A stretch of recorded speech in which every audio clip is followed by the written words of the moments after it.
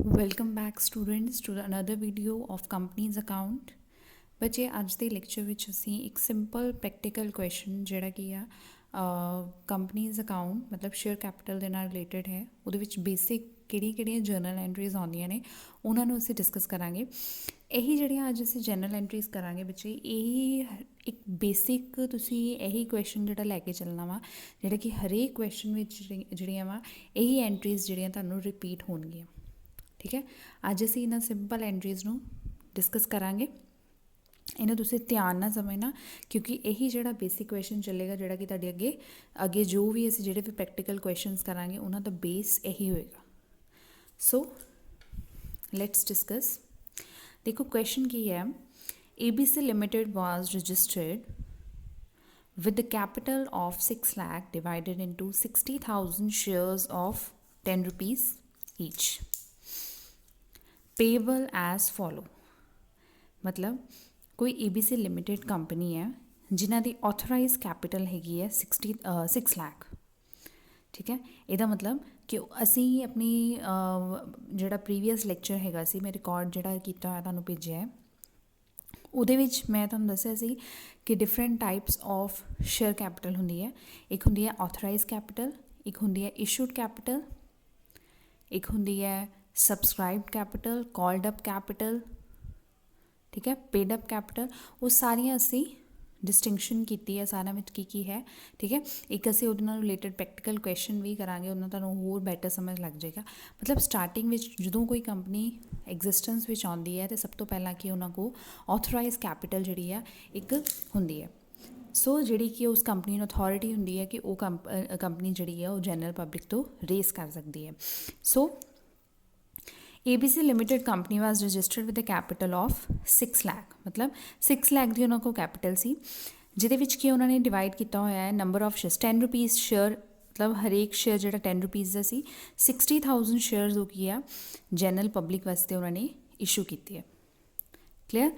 हुण वो 10 रुपीज़ की डिवीजन किया है, वो 10 रुपीज़ जिहड़े उन्होंने इंस्टॉलमेंट विच, मतलब एक ऑप्शन होंदी है कंपनी को, ਜਾਂ ਤਾਂ ਉਹ ਲੰਪਸਮ ਵਿੱਚ ਅਮਾਊਂਟ ਮੰਗਵਾ ਸਕਦੇ ਨੇ ਜਾਂ ਉਸ ਅਮਾਊਂਟ ਨੂੰ ਕੀ ਆ ਇਹਦਾ ਇੰਸਟਾਲਮੈਂਟਸ ਮੰਗਵਾ ਸਕਦੇ। ਇੰਸਟਾਲਮੈਂਟਸ ਇਨ ਦਾ ਸੈਂਸ ਦਾ ਕੀ ਮਤਲਬ ਹੁੰਦਾ ਹੈ ਕਿ ਕੁਝ ਐਪਲੀਕੇਸ਼ਨ ਮਨੀ, ਕੁਝ ਅਲਾਟਮੈਂਟ ਮਨੀ ਦੇ ਫਾਰਮ ਵਿੱਚ, ਠੀਕ ਹੈ, ਕੁਝ ਫਸਟ ਕਾਲ, ਕੁਝ ਸੈਕਿੰਡ ਕਾਲ।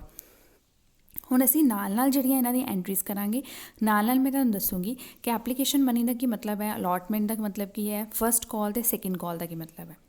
ठीक है, ਜਦੋਂ कोई कंपनी स्टार्ट होंदी है तो कंपनी जिहड़ी आ वो मार्केट विच अपने शेयर्स लैके आउंदी है। ठीक है, सब तो पहला वो प्रोस्पैक्टस जिहड़ा वा इशू करदी है। प्रोस्पैक्टस विच वो नंबर ऑफ शेयर्स जिहड़ी कि कंपनी ने जनरल पब्लिक नूं ऑफर कीते आ वो की स्पैसीफाई करदी है। ठीक है, जिद्दां सपोज करदे आ कि ABC लिमिटेड जिहड़े कि 60,000 शेयर्स जिहड़े मार्केट विच लैके आए, ठीक है, मतलब 60,000 शेयर्स उन्होंने इशू किए जनरल पब्लिक।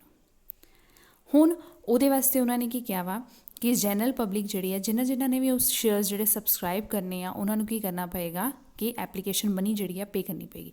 एप्लीकेशन मनी की है एक मिनिमम अमाउंट है जिहड़ा की आ वो जिहड़े भी परसनस उन्हां शेयर्स नूं खरीदना चाहुंदे ने, वो की है एप्लीकेशन मनी दे नाल की आ अपने आप नूं उन्हां शेयर्स वास्ते, उन्हां शेयर्स की अलाटमेंट वास्ते अपने आप नूं एक कैंडीडेट के तौर पर की है रजिस्टर करवाते हैं। ठीक है, इस करके एप्लीकेशन मनी जिहड़ा वा पे करना बहुत ज़रूरी है। वैसे भी जो कोई कंपनी जिहड़ी है नवीं आई है तो वो कंपनी नूं जिहड़े भी मैंबरस उन्हां दे जिहड़े भी मैंबरस जिहड़े आ उन्हां उस कंपनी के शेयर्स नूं परचेज करन लगे वो की आ एक इनडायरैक्ट तरीके दे नाल कंपनी के कॉन्टैक्ट विच आउंदे आ, क्योंकि कंपनी का किसी भी तरह के नाल डायरैक्ट लिंक उन्हां दी आपस विच कोई भी किसी तरह की भी जान पछाण नहीं है। क्लीयर। सो सब तो पहला उस परसन नूं, उन्हां परसनस नूं जिन्हां ने की है कंपनी के शेयर्स खरीदने, उन्हां नूं की है कंपनी नूं कुछ application money up to the number of shares जिन्हें उन्होंने किया परचेज करना चाहते हैं, ठीक है, उन्नी एप्लीकेशन मनी जिहड़ी उन्होंने पे करनी पेगी। सो इस केस में उन्होंने की लिखा है, application money, allotment money, first call और second call, all the applications and money duly received. इस केस विच की है सिंपल क्वेश्चन है, बेसिक क्वेश्चन जिहदे विच ये मन्निया गया है कि सारियां एप्लीकेशनस जिहड़ियां वा वो उन्हां ते मनी जिहड़ी है ड्यूली रिसीव हो गई है। इट मीन 60,000 शेयर से 60,000 शेयर्स से 10 रुपीज़ ईच, मतलब application money 2 rupees, allotment 3 rupees, first call 2 rupees, second call 3 rupees.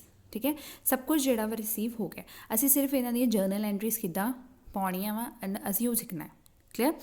सो सब तो पहला जिहड़ी एप्लीकेशन मनी होएगी उन्होंने रिसीव करना वा। ठीक है, एप्लीकेशन मनी कोई भी जिहड़ा कैंडीडेट हैगा वा, कोई भी परसन जिहड़ा वा, वो कंपनी नूं डायरैक्टली जिहड़ा पे नहीं करेगा। ठीक है, वो की आ एप्लीकेशन मनी कित्थे डिपॉजिट कराएगा, बैंक में डिपॉजिट कराएगा। सो इत्थे एंट्री की पेगी, bank account debit to share application account.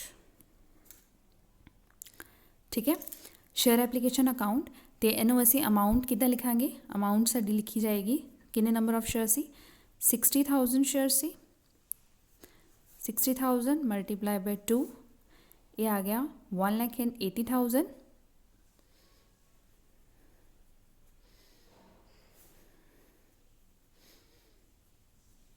$1,80,000 का अमाउंट जिहड़ा वा वो बैंक को किया, बैंक नू रिसीव हो गया।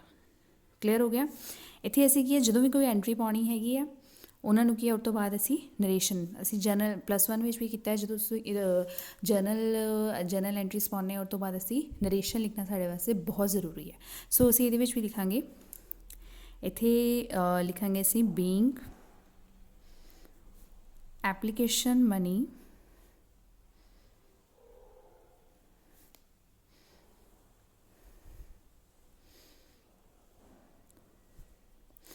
Received, being application money received. हुण उस तो बाद एंट्री नैक्सट उस वाले आएगी थे जदों ये हैगा सी जदों उन्होंने परसनस ने की एप्लीकेशन मनी जी आ वो बैंक में डिपॉजिट कराती। ठीक है, सो असी बैंक नूं की बैंक में डिपॉजिट कराती, बैंक अकाउंट डेबिट, बैंक नूं की डेबिट किया टू शेयर एप्लीकेशन अकाउंट, किस अकाउंट चों आई है, मतलब किस फॉर्म च आई है। उस तो बाद असी नैक्सट एंट्री पावांगे शेयर एप्लीकेशन अकाउंट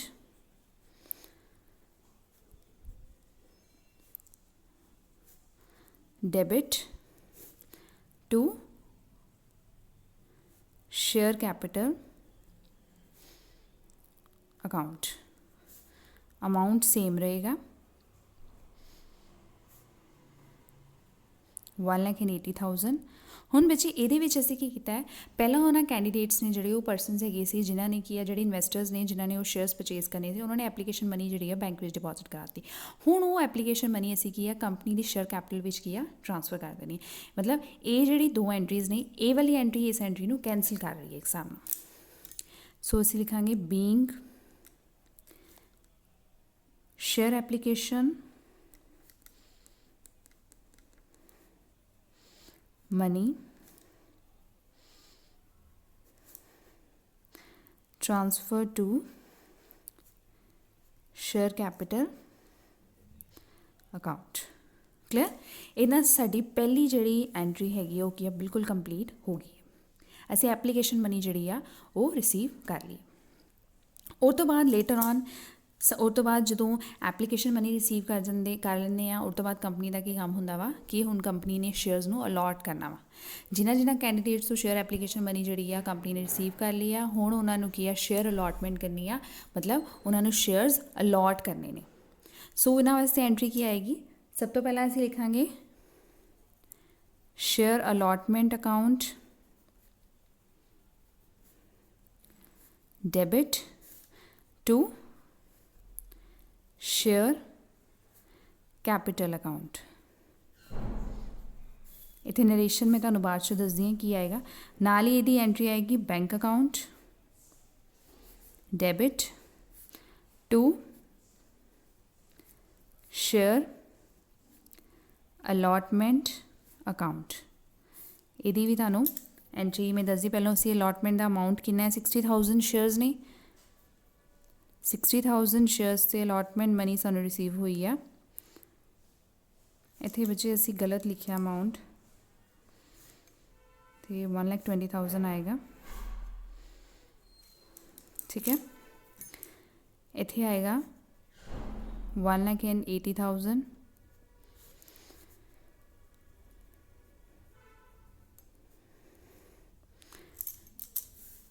इतने भी सेम आएगा अमाउंट।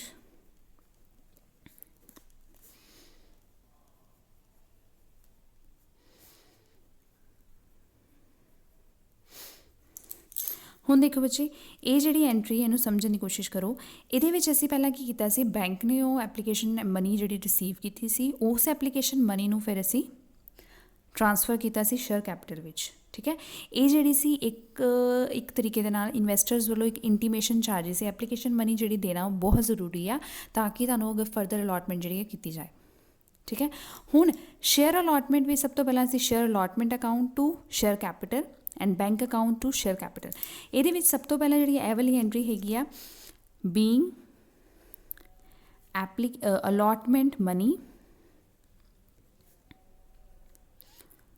ड्यू। अच्छा, हुण इस एंट्री नू समझो।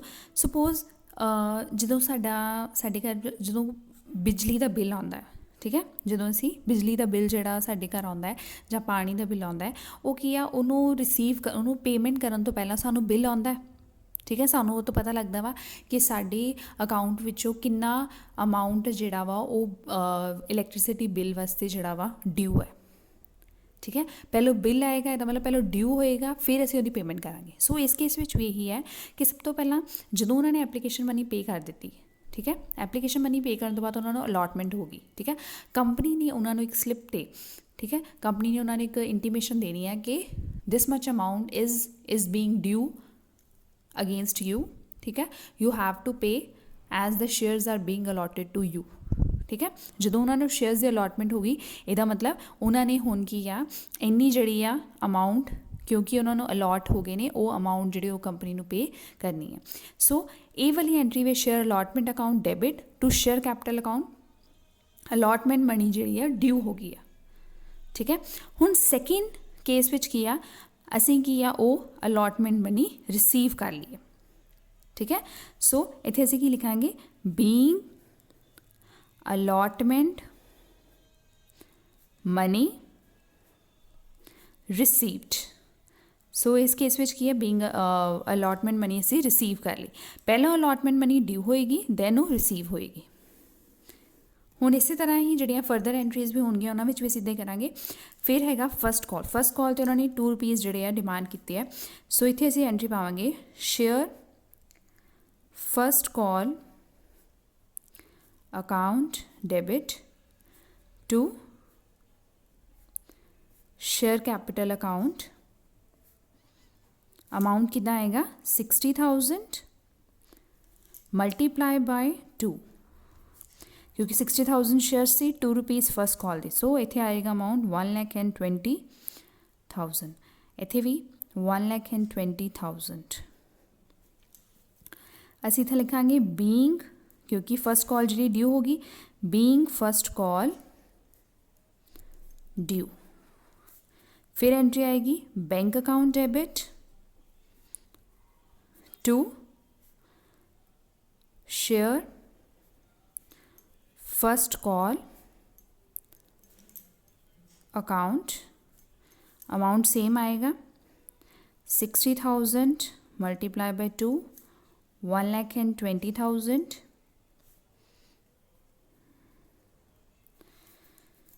बीइंग, नरेशन बच्चे भूलना नहीं है, being first call money received.